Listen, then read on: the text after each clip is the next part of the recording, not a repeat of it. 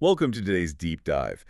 We've got a really fascinating stack of notes to go through today, focusing on Gabriel Garcia Marquez's 100 Years of Solitude.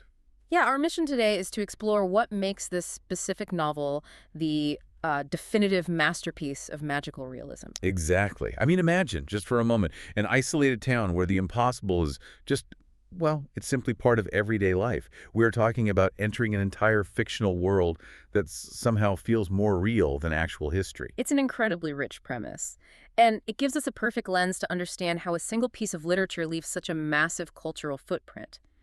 I mean, it fundamentally alters how you perceive the mechanics of reality alongside these characters. Okay, let's unpack this. The notes bring us right into the core setting of the text, the isolated town of Macondo. It really anchors everything.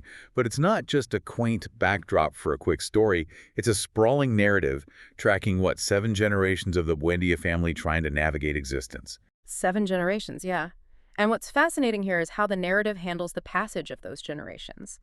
The defining trait of magical realism isn't simply that weird things happen. Right. It's that the line between the impossible and the mundane completely vanishes. Marquez wrote about bizarre reality-breaking events using the exact same dry, journalistic tone he would use to describe someone making coffee. Right, the delivery is totally deadpan. Yeah. The text highlights some startling imagery to really drive this home. You don't just have a spooky gothic haunting. No, you have ghosts casually walking the halls, dealing with their own mundane problems right alongside their living relatives. And the weather. Imagine a rainstorm that doesn't just ruin your weekend, but falls continuously for nearly 5 years. It's presented as completely normal. Anyone who grew up in a particularly dreary hometown might relate to that rain, but in Macondo, it literally shapes the physical and psychological landscape of the characters. Dealing with family dysfunction is hard enough without your great-grandfather's ghost hovering around while a 5-year monsoon rots the floorboards. The supernatural is just another Tuesday. Yeah, it really is. If we connect this to the bigger picture, this normalization of the absurd is a major reason why this novel is universally considered a top 100 essential read. It captures a profound, almost dizzying cycle of time and memory. Time isn't a straight line for the Buendias, it's a circle. Which makes the burden of memory so much heavier for them. The characters keep repeating the mistakes of their ancestors, and the magic actually traps them in those cycles instead of setting them free. So what does this all mean? We've got ghosts, endless rain, and circular time. But the real core of the text isn't about the magic at all. It's the incredibly human cycle of love and loss. Exactly. The magical elements actually strip away the noise and magnify those emotional truths. When a character is experiencing deep loneliness, their isolation isn't just an internal feeling, it physically manifests in the world around them. The magic serves as a giant amplifier for human grief, passion, and, well, solitude.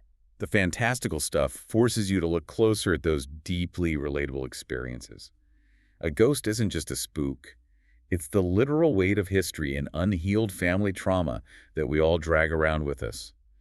The endless rain is the inescapable depression that can wash over an entire community. It perfectly illustrates that the magic is just a mirror for our own human cycles. Grasping that dynamic is a fantastic shortcut to understanding the novel's immense brilliance without needing to dissect every single branch of that massive family tree. Which leaves us with a really provocative thought to ponder based on all this.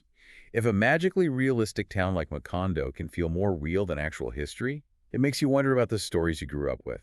Think about your own family tree. How much of our own family history is shaped by those blurred lines between factual memory and the larger-than-life, almost magical stories passed down through the generations? That is a brilliant question to leave off on. We hope this deep dive gave you a fresh perspective today.